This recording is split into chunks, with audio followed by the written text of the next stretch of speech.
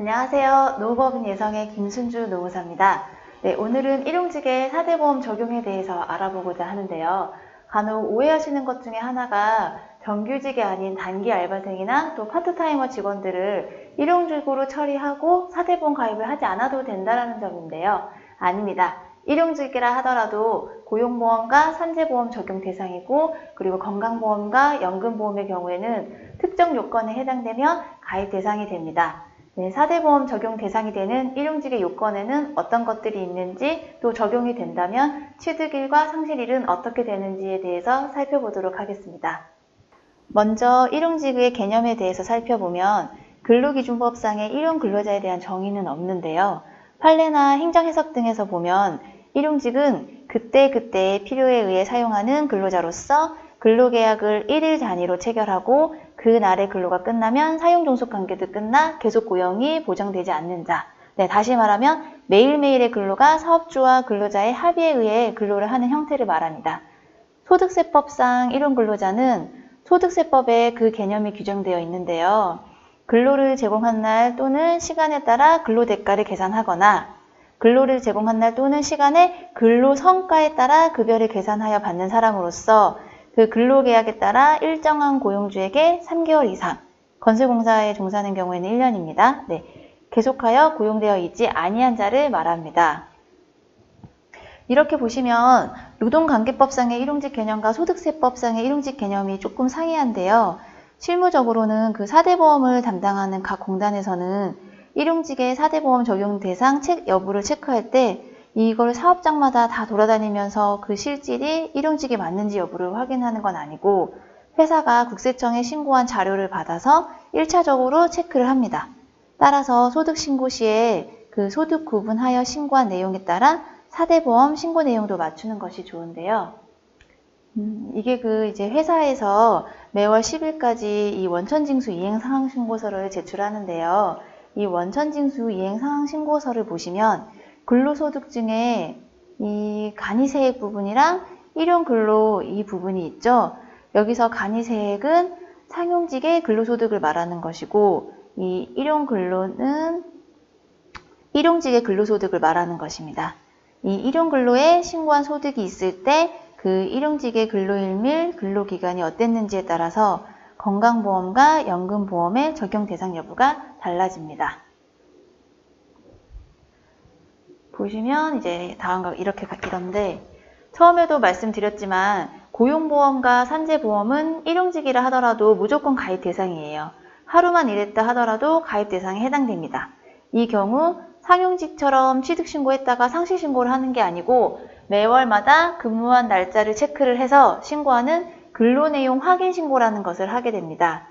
연금보험과 건강보험을 살펴보면 고용산재처럼 별도로 일용근로 확인신고라는 것은 없고 상용직 취득상실과 동일하게 신고하시면 되는데요. 건설은 올해 8월에 개정이 되었는데 기존의 한 달에 20일 이상 요건이 8일 이상으로 변경되었으니 참고하시면 되고요.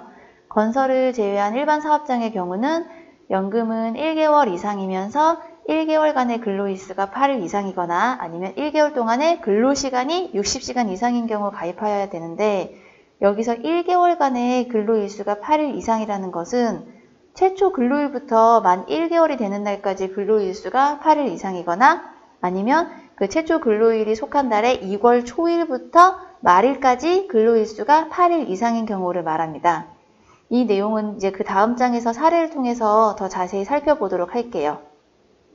건강보험은 1개월간의 근로일수와 상관없이 근로한 기간이 1개월 이상이면 가입 대상이 되는데 그러니까 연달아 2개월 이상 근로를 하는 경우에는 가입 대상이 되겠죠.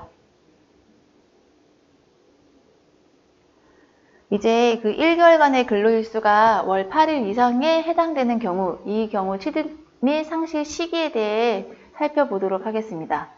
아까 전에 그 취득 대상이 되는 근로일수가 월 8일 이상이 최초 근로일로부터 만 한 달이 되는 날 사이에 근로일이 8일 이상이 되거나 아니면 그 2월 초일부터 말일까지 사이에 근로일이 8일 이상이 되는 경우라고 말씀드렸었죠.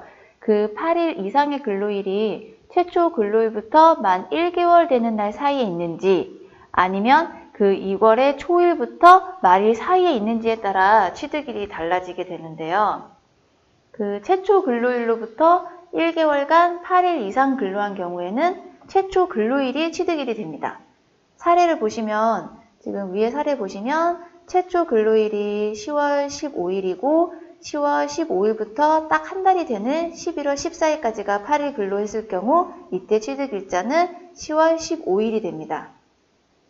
그 다음으로 이제 최초 근로일이 속하는 달에는 근로일 수가 8일 미만이었지만 그 2월 초일부터 말일까지가 8일 이상이면 취득을 해야 되는데 이때 취득일자는 근무일수가 8일 이상인 그 달의 초일 1일이 됩니다. 밑에 제 사례를 보시면 최초 근로일이 10월 15일인데 그때부터 한 달이 되는 11월 14일까지는 근무일이 5일밖에 안 돼서 이제 8일 미만이죠. 그러면 가입 대상 기간이 아닌데 그 2월 11월 1일부터 말일까지는 8일을 근로했죠. 그러면 이때의 취득일자는 11월 1일이 되는 것입니다.